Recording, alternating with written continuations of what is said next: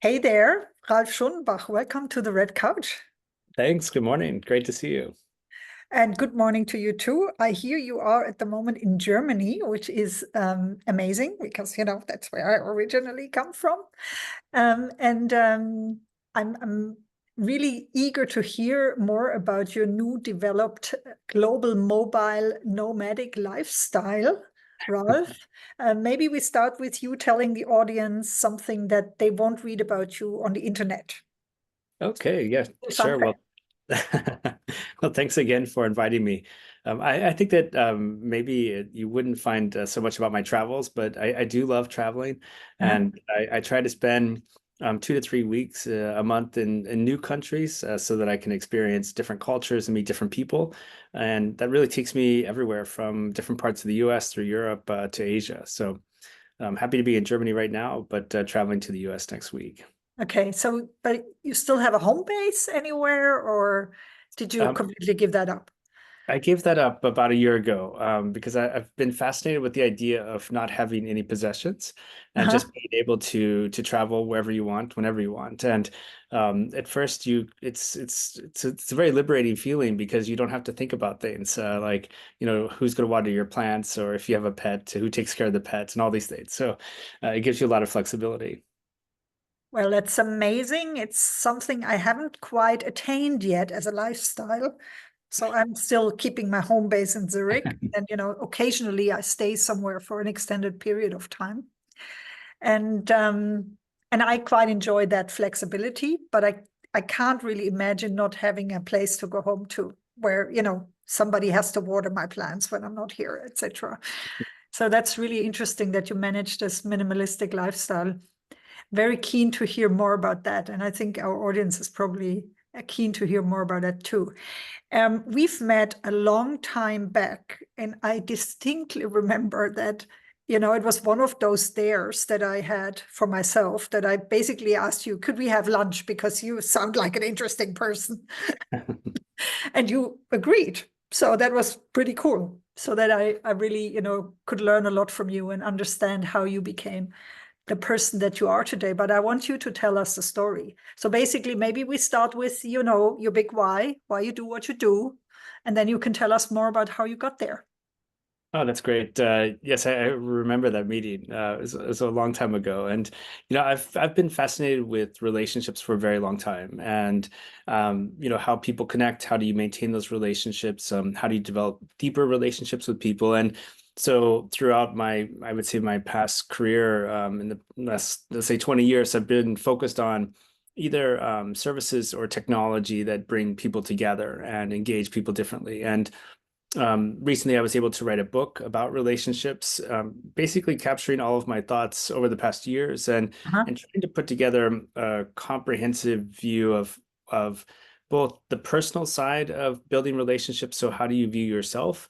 And also how do you maintain and engage relationships around you? And that's been a lot of fun, having that as a let's say call it a product, because I love building products and just seeing how people interact with that. Um, that's something, we always had in common.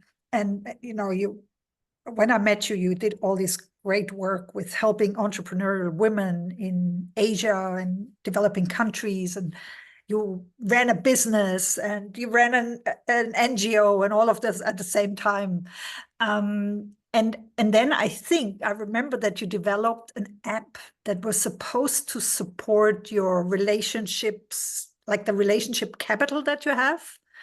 So uh, if you tell us a bit more about the gist of your book and your work, what is your main theory on why relationships matter? I think that if we look at everything that happens throughout our lives, they're Mhm. connected to people. And it's good events, bad events, in between events. And a lot of the opportunities that I've had have come through my network. So that's, whether that's being in a corporate role and being promoted or having a mentor that's helped me, or a client that, has trusted me and grown the business. In the startup world, I think, yeah, networks are even more essential because you need them for every aspect of the business. You need them to raise funding. You need them to find clients. You need them to help raise awareness. So that's, where it became even more clear to me that networks play such a vital role in our lives.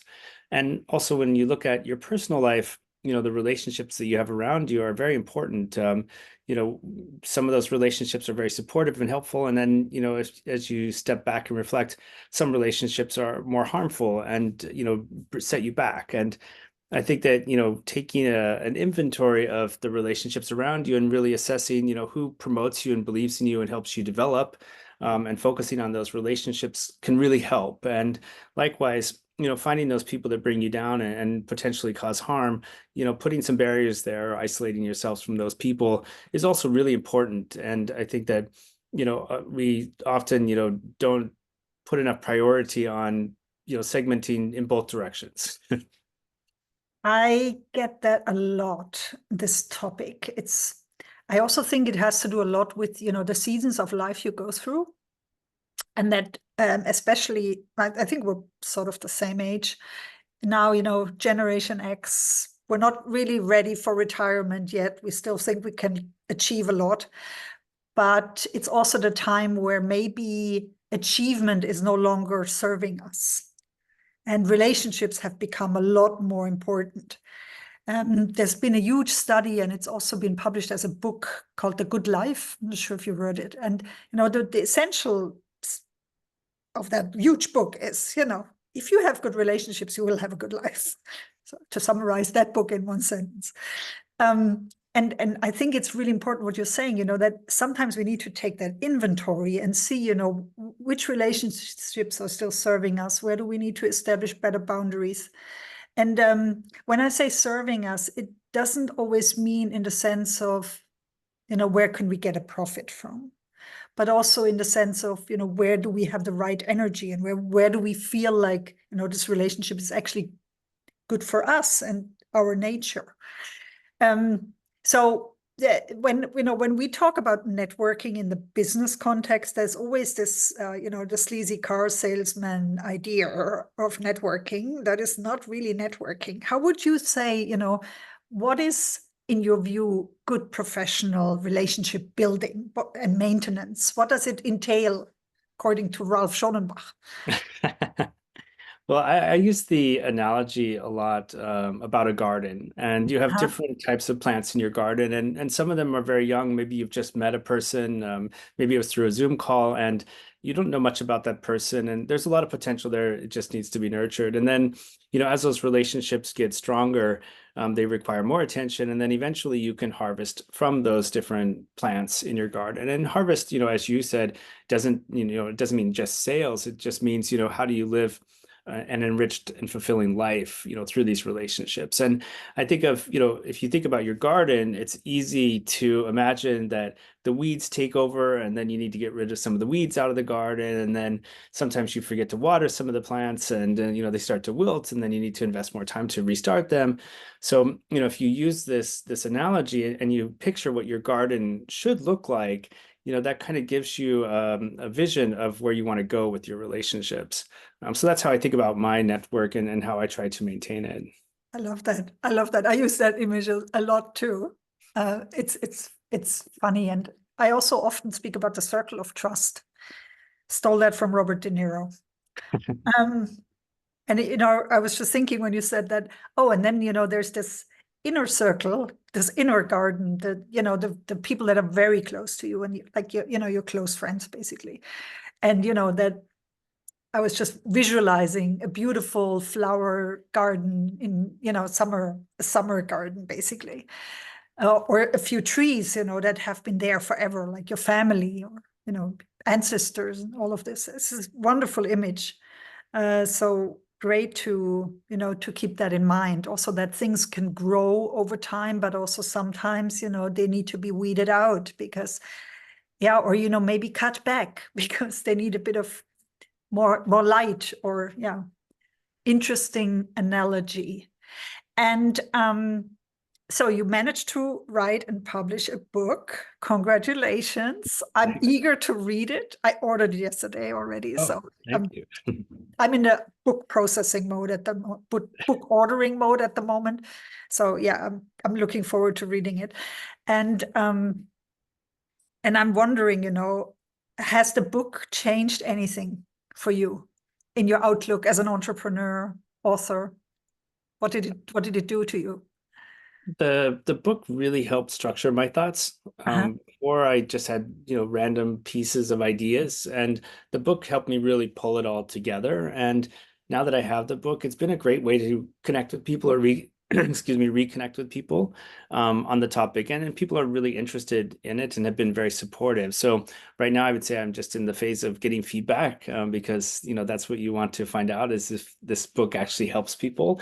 And then from there looking to see how can I create maybe content around the book so that it can be expanded, and how do I keep it as a living theme, because it's a point in time, and relationships and ideas around relationships change, and also technology changes a lot. And a lot of our relationships are digital, and there's even movements into AI type friend applications, and this will have an impact on us in the future. So I'm sure that my thoughts are dated in a certain period of time, and I'll come back to revisit that and update it at some point. That brings me to another question, and I'm going to shuffle our questions around a little bit today. When you think about technology, and then, what comes to mind is social media, obviously. So, what is your favorite platform for maintaining your relationships? It's a very good question. I think that, I mean, I use LinkedIn a lot because it helps me stay connected, and that's what I really appreciate about the application. And it does provide me some insight about the person because you see what the person is passionate about. Because if they're posting about a topic, that means that they are somehow connected with it. I use it a lot to engage with people and to keep my relationships warm. I think that by liking or commenting or sharing on people's posts, shows that you're alive, but also shows that you're taking interest in that person. Mhm. Um, and I mean, I do enjoy Instagram, for example, just to play around with it. I mean, I like that, seeing the more colorful side of the relationships that I have. But I do see that, there are still big gaps in the market to manage our networks. And this is Mhm. an area where I tend to stay focused, because if you think about our networks, they've grown immensely through technology. So, on average, we probably have between 500 to 2,000 relationships over the years that we've collected. And if you think about, every Zoom call that you've had over the past years, there's 5, 10 people on some of these calls, and all of those relationships add up. So where do you focus and prioritize your time? And the technologies that we have today just don't work for that.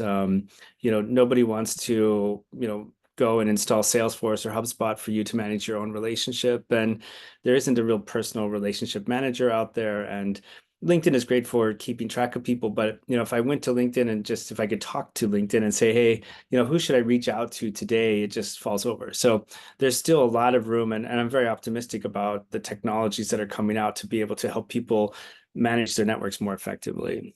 Yeah, and I guess, the thing is also with dependency on algorithms that we lose track of people because the algorithm thinks we're not really, that interested in each other just because we're not commenting on each other's content, and that's a shame. Um, Interesting. It's for me, this is like a lifelong question. I've tried so many things already, and it always boils down to, my best organizer is my brain. So yeah, but then occasionally somebody pops up on LinkedIn, and suddenly I remember, oh yeah, it would be great to talk to Ralph again after such a long time. Um, when you think about your a junior version of you, as someone Gen Z maybe, how would you help them, support them with all this knowledge that you've gained, all these experiences that you've gained now, if they wanted to start their own business, for example? What would you advise a younger version of you? Yeah, I think that, we touched on it a bit earlier, but networks are very important. And, a lot of people, when they think about starting a business, they start to think about the money or, the idea or the product. But I would suggest, to really think about what are the networks that you need to be successful. So, where are you going to get the money? Who could provide the money? What are your clients? Where's your first pilot going to come from? Which relationships do you have? Where do you have gaps in your team members, where you're going to need to find new people?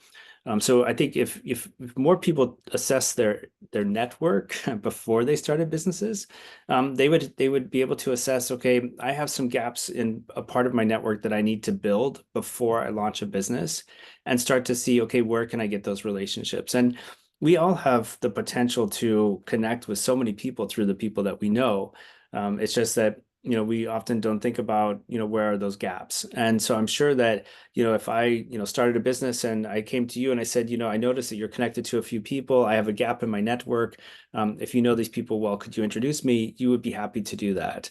And I think that, as an entrepreneur, if you had that map in place when you started, that would ease a lot of the stress that comes throughout that journey, because there will be crisis after crisis, because that's just the way entrepreneurship works. But if you have those relationships around you, those crises are less extreme and Yeah, more. that's absolutely true.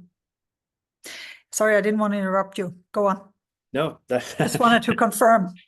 that's my Um, and thought. it just also made me think of something I tend to tell my clients, especially when they're looking for new jobs, is to ask people not to help them find a job, but to just introduce them to 2 or 3 more people in their network.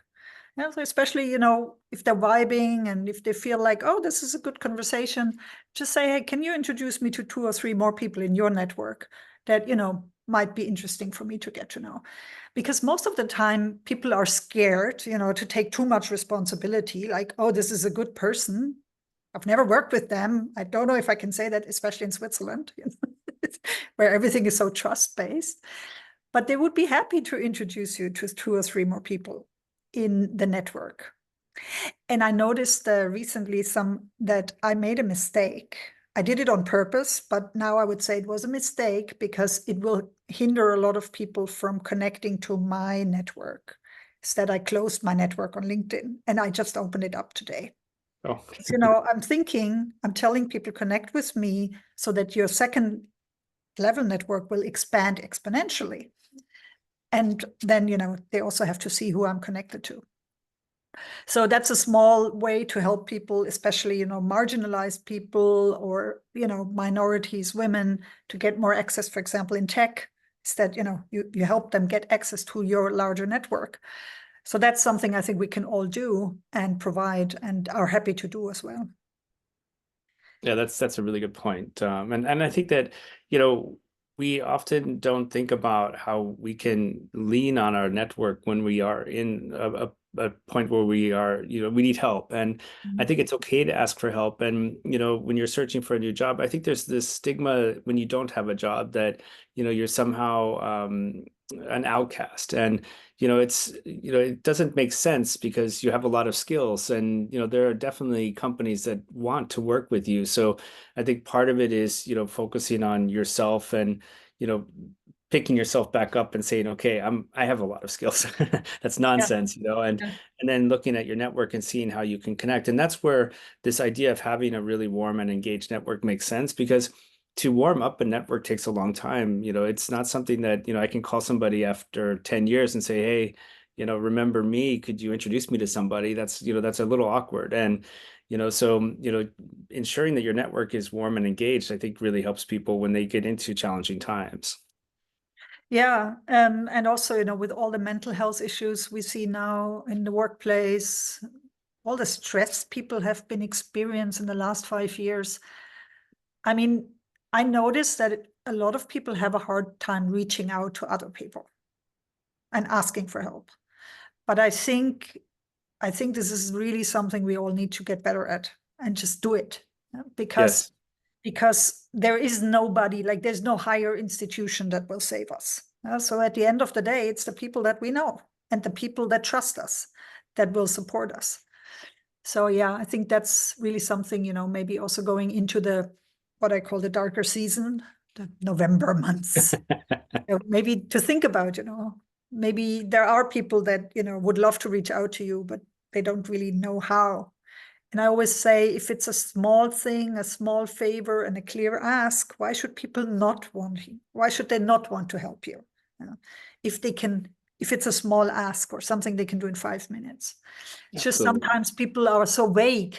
They don't word it correctly, or they word it in a vague way, so that, yeah, do you want to have lunch sometime? That is not, for me, that's just not on, you know. Tell me when, tell me where, tell me where I have to go and that you're going to pay for it. Then I'm happy to go. Yeah, you see what I mean? Like, you know, there's a difference Absolutely. in how you ask. And I do think that, I try to, reach out to 5 to 10 people a week that I haven't talked to in a long time, because it's just interesting to see what people are doing in their careers. And, Yeah. sometimes there's things that generate from those discussions, and it's just fun to speak with, people with different backgrounds. And I try to encourage people to do that more often, because we're so stuck in our immediate view of our relationships that, all those other beautiful relationships that we've collected over the years are still sitting there. We just haven't tapped into them for a while. Yeah, absolutely. Yeah. Well, Ralph, now this was already very informative. However, you might have some cool events coming up, or something that you want to talk about, you know, a seminar, workshop, webinar, book launch party, something. Tell us, you know, what's going on in your life. Yeah, so I've been connecting with quite a few companies about webinars about my book, and providing books for those. And I've also been engaged with universities, because I think that the graduating seniors is a great audience to start to think about their networks as they, move into their first jobs or first opportunities. So I'm doing a lot around the book. I'm also still really engaged in building different tech products, and still involved in some ventures. So that keeps me busy, and continue to travel. So, I hope that, as I travel to different countries, I can reconnect with people I've met over the years. Absolutely. Let me know if you come to Zurich. I will. I will. It's When, been a while. time, calendar entry. I would love to have dinner and chat more about this, all the things that you're working on. Sounds amazing. Well, thank you. I would love that, and I would pay. So Yeah, I mean, you know, I sort of implied that earlier, but in that case, maybe, you know, we could come up with some sort of a deal. No, I sounds mean, you good. know, that was more targeted at those people who want to pick your brain. I Like, when get you're like it. self-employed as a coach and consult, the people who want to pick your brain, I think they should pay for the lunch at least. I agree. Awesome. Ralph, it was great meeting you, and I look forward to seeing you again in the future and reading more about your book. And I think we'll be in touch more regularly. Well, I appreciate this, and thanks a lot. It's great seeing you. Have a good day. Bye bye. Bye.